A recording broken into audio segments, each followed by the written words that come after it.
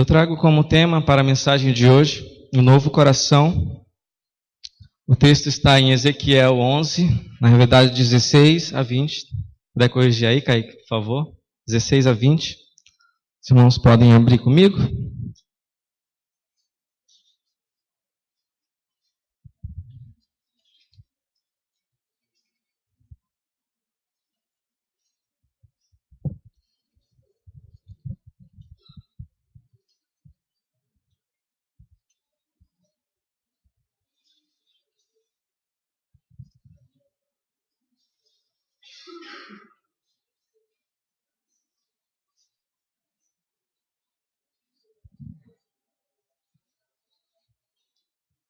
Ezequiel 11,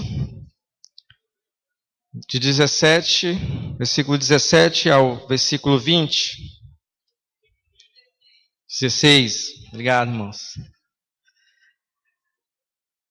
Portanto, diga, assim diz o soberano, o Senhor, embora eu os tenha mandado para terras muito distantes, entre os povos e os tenha espalhado entre as nações, por um breve período tenho sido santuário para eles, nas terras para onde foram.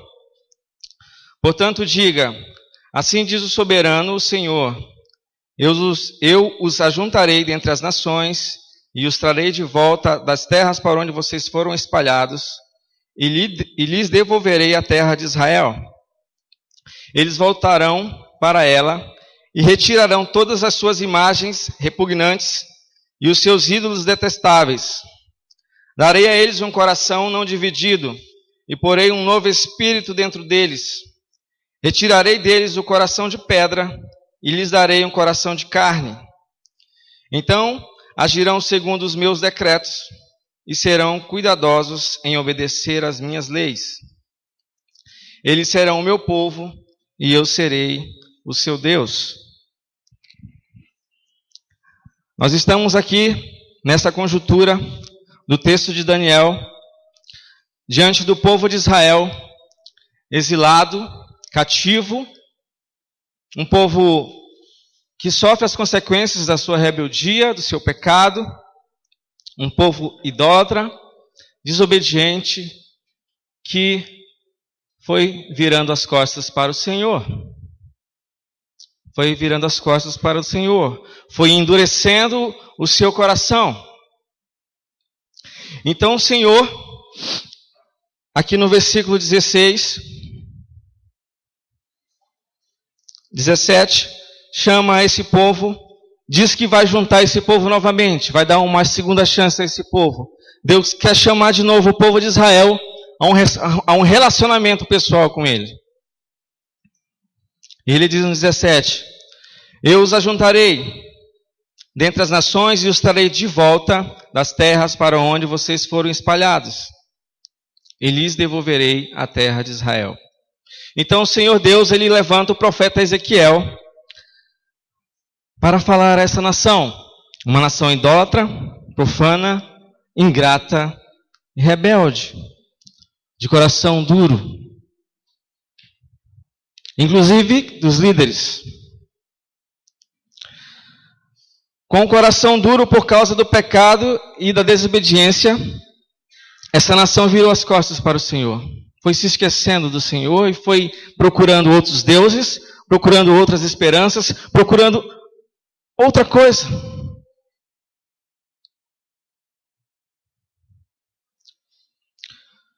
Este povo com o coração endurecido, nada o sensibilizava. Nada sensibilizava mais aquela nação. Então Deus chama o profeta Ezequiel para falar a essa nação que Deus é o único que tem o poder de tirar o coração de pedra, o coração endurecido, e colocar um coração de carne. Para que novamente eles possam ter um relacionamento com Deus. Porque a ira de Deus já começava a se levantar contra este povo. E suas ações repugnantes e detestáveis, como diz o texto. Quando estamos com o coração duro, não percebemos as maravilhas da criação. O Salmo 19:1 diz assim: Os céus declaram a glória de Deus, o firmamento proclama a obra das suas mãos. Nós cantamos agora há pouco aqui, Senhor, tu reinas dos céus, a criação se prostra aos seus pés, teu reino não passará, para sempre governarás. Olha que profundo esse cântico, meus irmãos. O teu reino não passará. O reino do Senhor é um reino eterno. Nós servimos a um Deus que vive e reina para sempre. Mas esse povo não conseguia se maravilhar. E o cântico continua. Senhor, tu sabes me maravilhar. Como a gente pode não se maravilhar diante de um Deus desse? Como, irmãos? Como que a gente pode não se maravilhar diante do Senhor? Diante da sua criação, diante das maravilhas da sua criação, da maravilha da sua graça. Como?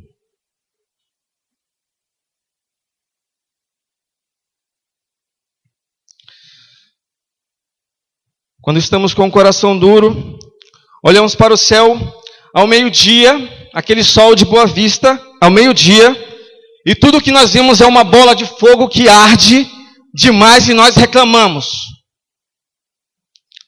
Reclamamos do sol causticante. Mas quando chove, reclamamos também da chuva.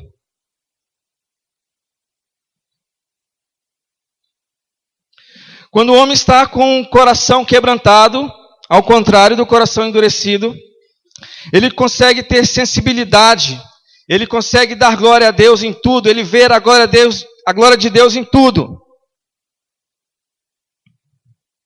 Ele vê a maravilha da sua criação. Ele vê a maravilha da sua criação e ele se alegra, ele se lembra que o Deus que ele serve é um Deus soberano e que ele criou todas essas coisas e que ele serve a esse Deus e que esse Deus deu vida nova a ele e por isso ele se alegra, ele se maravilha.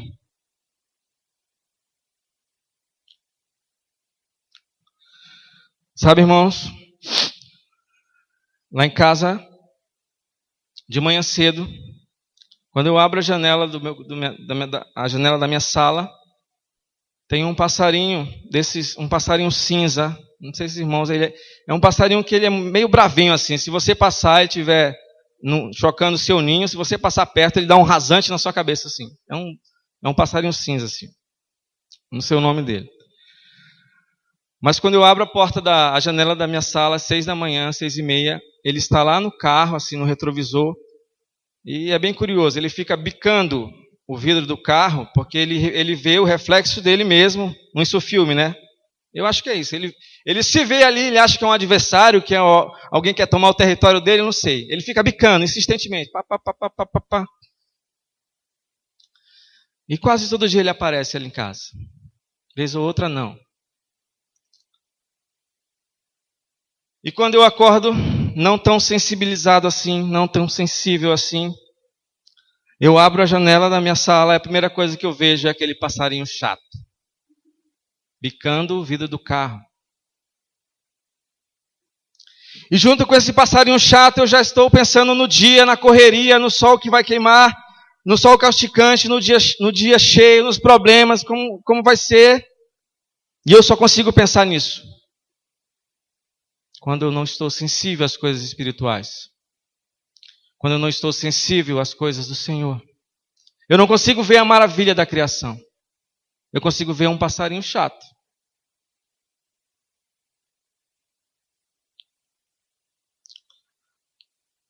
Mas quando eu estou num relacionamento com o Senhor diário, quando o Senhor é meu primeiro pensamento de manhã, quando o Senhor é meu último pensamento quando eu vou deitar,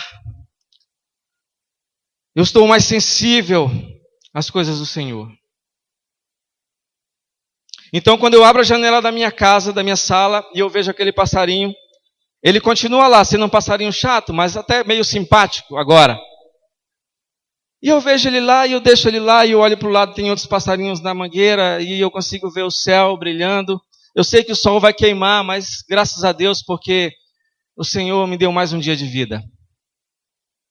E com o Senhor eu consigo resolver os problemas, eu consigo sair de casa e com a força do Senhor eu consigo resolver as coisas. Porque o Senhor que vai à minha frente, a palavra diz isso. Ele que cuida de mim. Então eu deixo a minha ansiedade, os meus problemas de lado um pouco e confio no Senhor.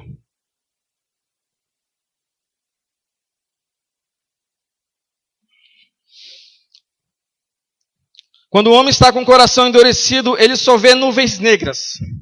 Ele só vê os problemas. Ele só vê as tribulações.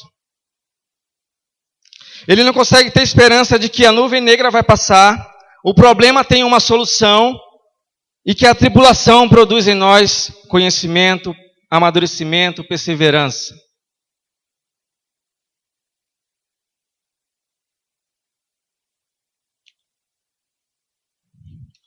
Ele esquece das coisas que Deus já fez por ele. Você sabe que é muito fácil fazer uma lista das coisas que a gente não tem, não é verdade? E que a gente não conquistou ainda. Não terminei a faculdade, não arrumei um emprego bom, Senhor, não tenho isso, Senhor, não tenho aquilo, essa casa não é do jeito que eu quero, não consigo fazer a reforma. É muito fácil fazer uma lista das coisas que a gente não tem. Mas você consegue fazer uma lista das coisas que o Senhor já fez por você? Das coisas que Ele já te deu? E a mais importante de todas é a sua salvação. Mas às vezes até disso a gente esquece. A mais importante de todas Ele já fez. E quando eu falo isso, eu lembro da passagem da viúva e do azeite. Que os irmãos conhecem que a viúva ficou viúva, claro, o marido morreu, e o marido deixou muitas dívidas e os cobradores vieram cobrar as dívidas. E a esposa a viúva era a esposa de um profeta, de um homem temente ao Senhor também. E quando os cobradores vieram cobrar as dívidas, ela não tinha como pagar e eles queriam levar os filhos dela como escravos. E ela vai buscar ajuda ao profeta. E o profeta chega na casa dela e pergunta: o que você tem? E por um momento ela fez a lista dela, que é a mais fácil. Ela falou: eu não tenho nada. E o profeta, sabendo que ela tinha alguma coisa, talvez ele perguntou mais uma vez: o que você tem? E ela responde: eu tenho uma botija de azeite. Então é essa botija de azeite que o Senhor vai usar. E o Senhor usou aquela botija e multiplicou aquele azeite, ela encheu as vasilhas, muitas vasilhas de azeite, vendeu azeite e pagou suas dívidas. Mas por que eu estou falando isso? Porque no momento ela achou que ela não tinha nada, que o Senhor não tinha feito nada por ela. Ela tinha, sim, alguma coisa. O Senhor fez por ela muitas coisas. Inclusive deixou aquele restinho de azeite para operar um milagre na vida dela. Você consegue fazer uma lista das coisas que o Senhor já fez por você?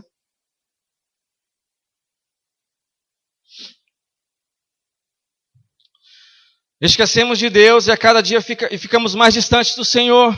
Cada dia mais petrificado e frio diante de Deus. E Deus quer que nós sejamos sensíveis ao Evangelho, sensíveis às coisas de Deus. Glorificamos ao nosso Deus que entregou o seu único Filho para morrer naquela cruz. E por seu sangue fomos justificados. E podemos então ter um relacionamento pessoal com o Deus vivo. Grandes coisas fez o Senhor por nós. E por isso estamos alegres. Já dizia o salmista. Então vemos aqui um povo idólatra, versículo 18. Eles voltarão para ela e retirarão eles voltarão para ela, e retirarão todas as suas imagens repugnantes e seus ídolos detestáveis. Um povo idólatra. E nós? E os nossos ídolos? Nós lemos como igreja o livro Ídolos do Coração. E Calvino já dizia certa vez, o coração humano é uma fábrica de ídolos. De fato, diariamente enfrentamos tentações para criar novos ídolos, nos quais depositamos nossa esperança. E esta esperança e confiança em qualquer coisa que não seja Deus é a essência da idolatria. Idolatria é tudo aquilo que toma o lugar de Deus. Sabe aquele irmão que te magoou?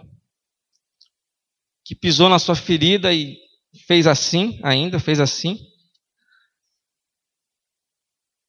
Você não consegue perdoá-lo. Esse irmão se torna um ídolo na sua vida. Porque você não consegue perdoá-lo.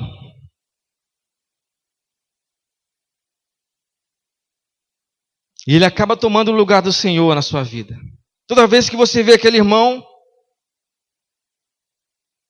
a ferida parece que abre de novo.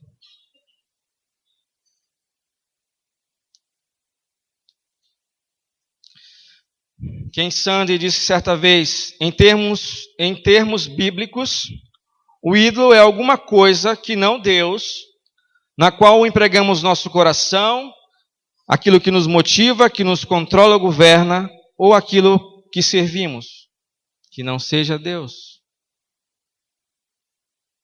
Um ídolo pode ser um objeto físico, um ídolo pode ser uma propriedade. Sabe a história daquele irmão que pediu para o Senhor uma propriedade? Pediu um banho. Senhor, eu quero um banho. Quando o Senhor deu o banho para ele, um sítio, ele nunca mais veio para EBD. Porque ele tinha que ir para o banho dele. Domingo é dia de banho. Um ídolo pode ser uma pessoa, uma atividade, uma posição, uma instituição, uma esperança, uma imagem, uma ideia, um prazer, um herói. Os ídolos mudaram de formato. Você não precisa ter um bezerrinho de ouro na sua casa.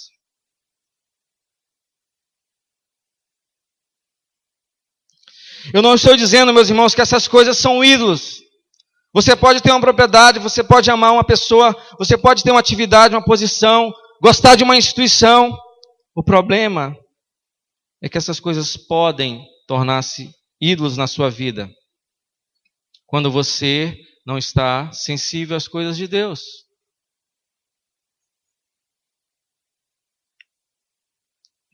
Mais uma vez, Calvino disse sobre isso.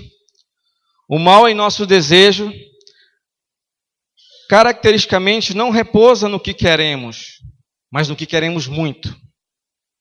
Esse é o problema do nosso desejo. O que queremos muito. Eu quero muito.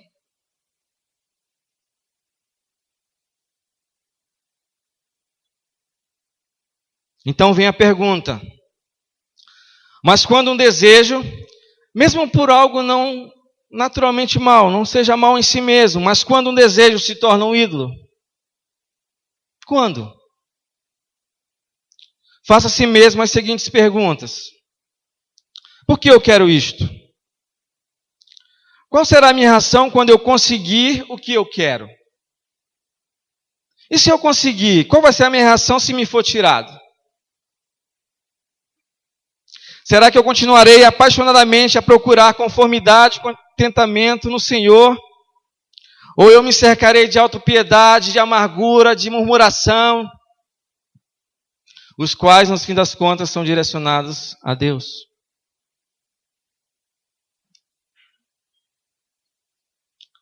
Coração de pedra. Eu sou?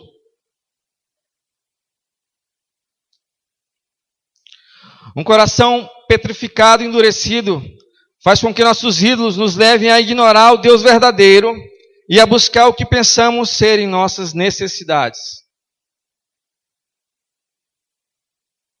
Os ídolos tiram a prioridade do Senhor na nossa vida. É triste a constatação, meus irmãos, de um coração petrificado no seio da nossa igreja, ou no seio da igreja. A pessoa tem raiva, tem ódio, não perdoa, não aceita o outro, e isso vai corroendo, vai carcomendo a vida dessa pessoa.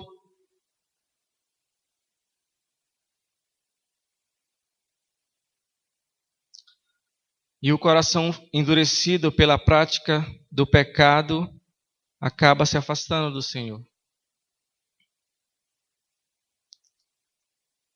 Então, como é que o coração fica endurecido, petrificado?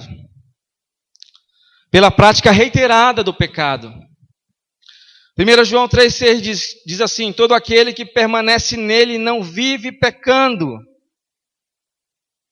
Nós somos pecadores? Sim, meus irmãos, nós somos. Mas nós não devemos viver reiteradamente pecando. O pecado nos causa repulsa, no primeiro momento parece bom, mas depois nos causa repulsa, arrependimento.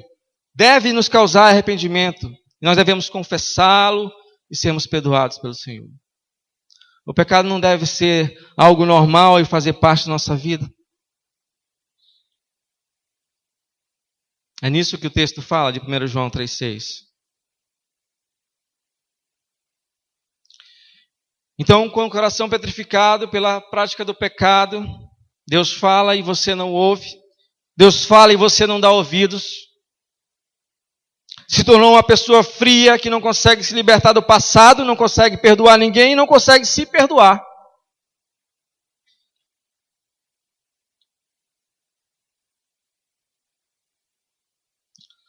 O coração endurecido é reflexo de uma vida espiritual claudicante, sabe? Claudicante, manca.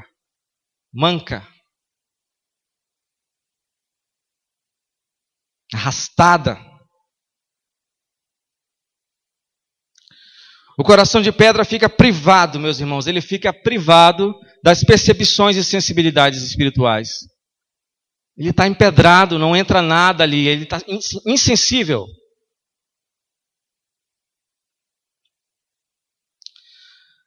Meus queridos, não existe nada mais trágico do que ter um Deus maravilhoso e não conseguir ter um relacionamento íntimo com Ele. Existe coisa pior do que isso?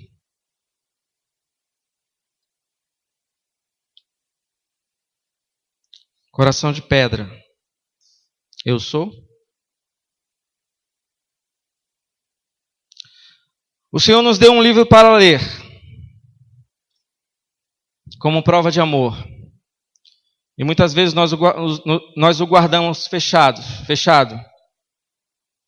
empoeirando a semana toda para ser aberto no domingo. Ele nos deu uma casa de oração, um lugar para nos reunirmos como igreja e juntos podermos orar. Estamos aqui em intercessão, mas preferimos ficar em casa, no shopping, sei lá onde. Nós vimos o vídeo aqui sobre o poder da oração e como nós precisamos melhorar a nossa oração como igreja. E com certeza, como a Luma bem disse, a oração como igreja é reflexo da nossa vida também de oração individual. Temos lutado contra o Senhor. Mas ainda assim Ele nos abençoa. Ele quer nos chamar de volta. Ele quer nos dar uma segunda chance. Versículo 16. 17. Eu os ajuntarei dentre as nações e os trarei de volta às terras para onde vocês foram espalhados. Ainda assim Ele permanece fiel.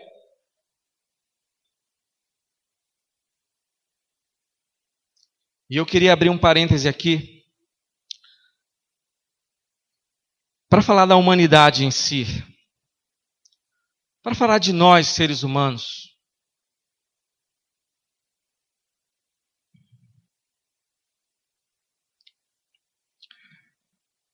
Nunca houve uma criatura tão perversa como o homem.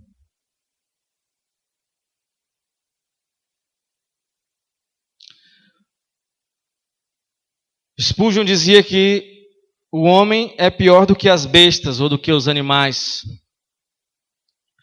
O homem tem os piores atributos dos animais, mas nenhuma das suas qualidades. Ele tem a ferocidade de um leão sem a sua nobreza. Ele tem a teimosia de um asno sem a sua paciência. Ele tem a gula devoradora de um lobo sem a sabedoria de evitar as armadilhas. Ele é um abutre ávido por cadáver, porém nunca está satisfeito.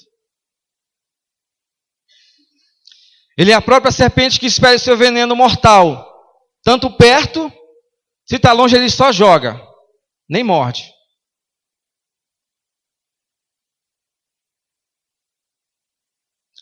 Se nós julgássemos, meus queridos, a humanidade por sua forma de tratar o Senhor, veremos que ela está demasiadamente má para ser remendada, para ser consertada, para ser restaurada.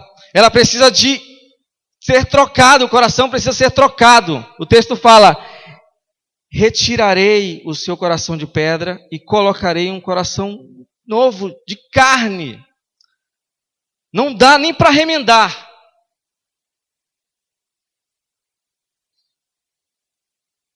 Salmo 53 diz assim, falando da humanidade, da natureza humana, da natureza pecaminosa da humanidade, diz o tolo em seu coração: Deus não existe. Corromperam-se, cometeram injustiças detestáveis. Não há ninguém que faça o bem. Ah, mas tem o pessoal daquele do WWF, do ursinho, né?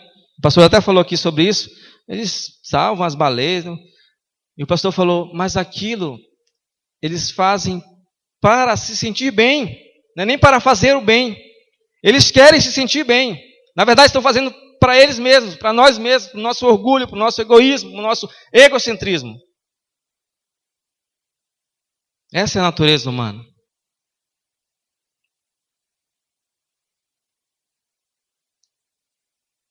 O que falar do orgulho do homem?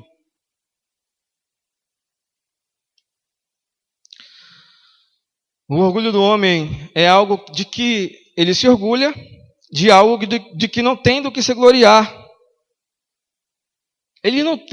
O homem não tem do que se gloriar e mesmo assim ele é orgulhoso.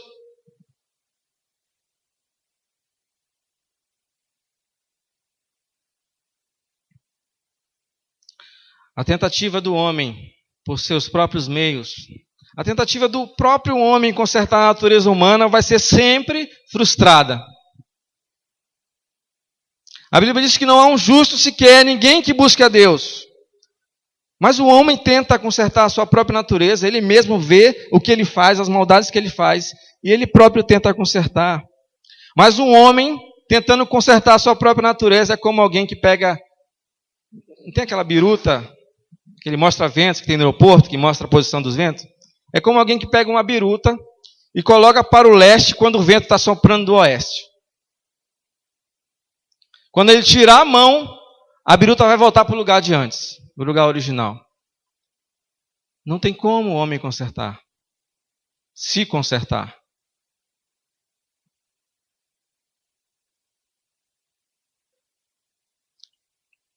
Então a nossa vida, o nosso coração precisa ser trocado. Não é como uma casa que precisa de um reparo no telhado, que você troca uma telha e está bacana. Não é como um reboco na parede que vai melhorar a infiltração ou o aspecto da sala. O coração de pedra precisa ser tirado e colocado num coração novo, de carne, sensível, pulsante.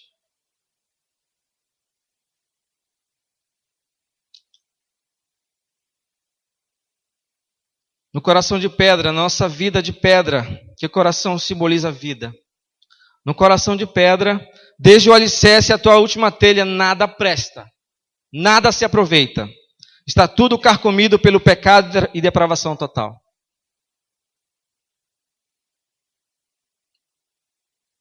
Então Deus determina que a velha casa seja derrubada e feita uma nova.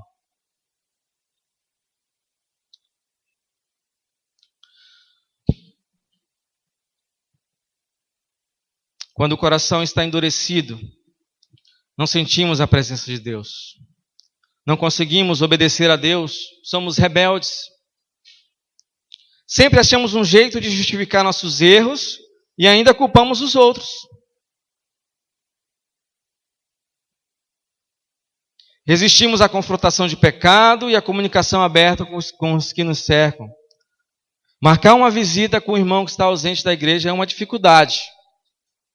Porque ele sabe que vai ser confrontado, ele não quer receber visita, ele não quer expor o pecado dele, ele não quer dizer por que ele está afastado. Não quer. O coração está insensível. Uma vida cheia de religiosidade, que está ficando sem graça, sem poder, sem alegria, está refletindo um coração de pedra. Coração de pedra. Eu sou?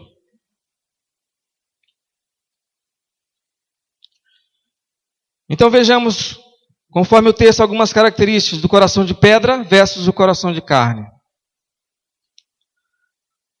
O coração de pedra ele é insensível, ele é cego e surdo, ele não ouve a voz do Senhor, ele não vê. E o coração de carne ele é sensível. Versículo 20. Vamos ver? 20 a primeira parte. Então agirão segundo os meus decretos. Ele é sensível a agir. Ele é sensível aos mandamentos do Senhor. Ele é sensível a ouvir a voz do Senhor. Ele escuta bem, ele ouve bem, ele sabe quando é o Espírito Santo que está falando. Ele não fica na dúvida se é coisa do inimigo. Ele é sensível.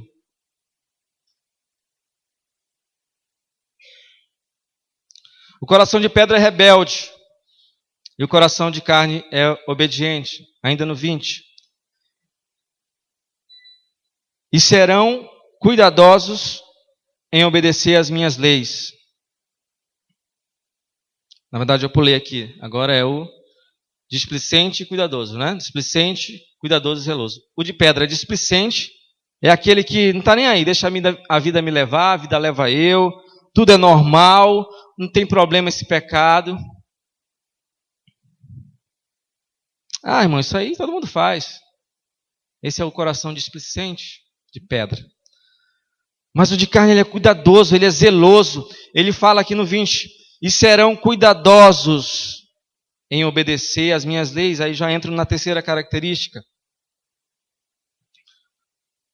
que é a rebeldia do lado do coração de pedra e a obediência do coração de carne. O coração de carne é obediente, ele tem um cuidado de obedecer ao Senhor.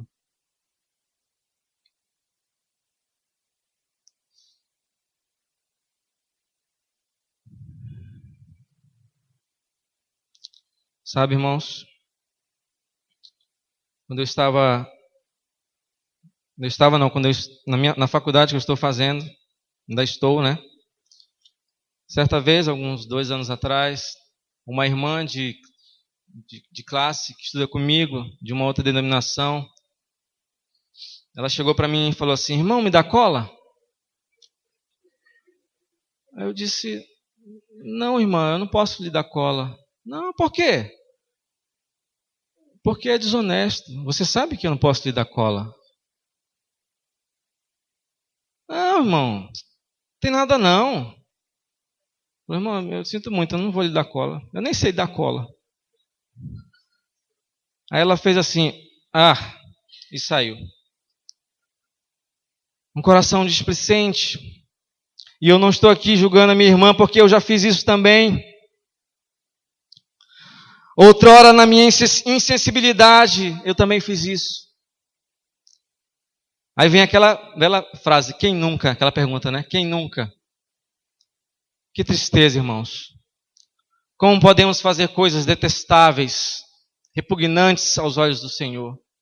É só uma simples escola. Não, isso é desonestidade. Isso é mau testemunho. Isso não reflete um caráter cristão.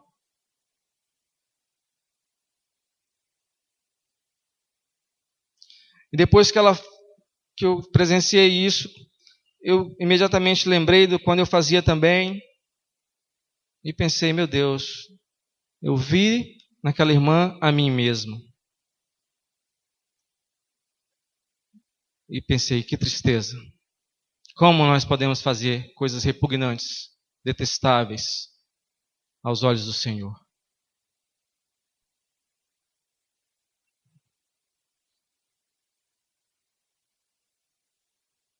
Vimos o contraste entre uma vida espiritualmente endurecida, enfraquecida, e uma vida espiritual sensível, forte, pulsante, pujante.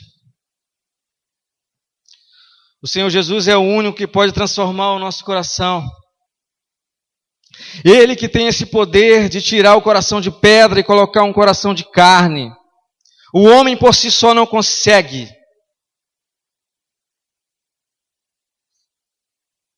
Ele é o único caminho, a única verdade, e não existe vida plena sem Ele.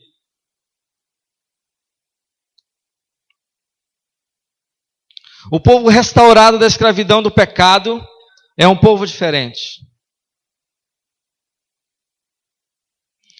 Esse povo tem um só coração, ele não é dividido. Versículo 19.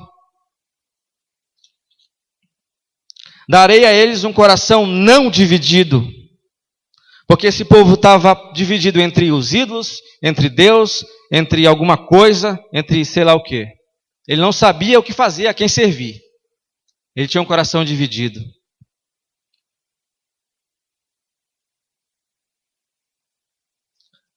Então o povo restaurado da escravidão do pecado tem um coração não dividido.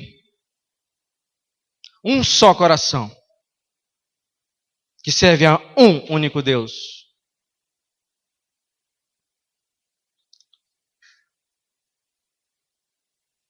E ele vai pôr um novo espírito nesse povo. O Espírito Santo. E retirará. Não vai remendar, não vai consertar, não vai retificar. Ele vai tirar o coração de pedra, o coração endurecido, e vai colocar um coração de carne. Sensível. É muito interessante, meus irmãos, perceber como toda a palavra aponta para a cruz de Cristo, aponta para o Messias, aponta para o Salvador. Se você pegar esse texto de Ezequiel e você ler Romanos 11, você verá que este texto de Ezequiel guarda íntima relação com o texto de Romanos 11. O Velho e o Novo Testamento. Milênios se passaram, mas desde aqui, desde Ezequiel, desde Gênesis, a Bíblia toda prepara-nos para a plenitude dos tempos. Ou preparou para a plenitude dos tempos.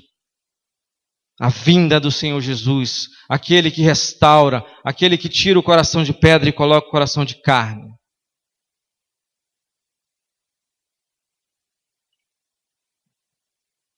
E em Romanos 11, agora a restauração não é só para o povo de Israel, não é só para os judeus, mas agora é para os gentios também. Ou os não-judeus.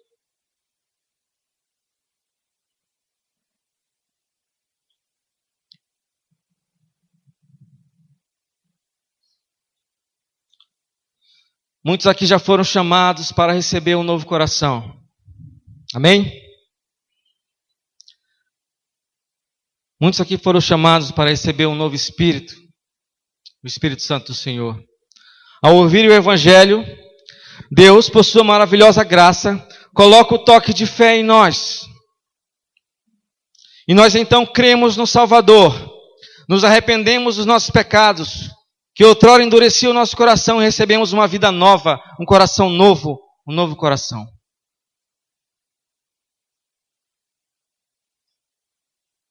Outros, o Senhor Jesus está chamando agora. Está chamando aqui, está chamando em qualquer outro lugar, em qualquer outra igreja que está pregando o Evangelho nesse momento. Esteja atento, meus irmãos, e sensível às coisas espirituais, à voz de Deus, à sua palavra. Que o Senhor nos mostre, através da sua palavra, do seu Espírito Santo, que áreas da nossa vida nós ainda temos um coração endurecido, que áreas da nossa vida que nós ainda temos que temos um afastamento do Senhor, que áreas da nossa vida precisamos deixar ídolos de lado.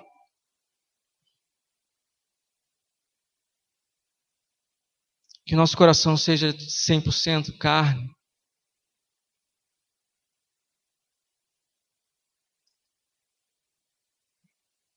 Que o Senhor nos ajude. Que o Senhor nos dê entendimento para simplesmente fazermos tudo para a glória do Senhor. Amém? Amém. Vamos orar. Querido Deus e Pai, obrigado, Deus amado, porque o Senhor és um Deus tão misericordioso, gracioso, compassivo, amável para conosco, meu Pai.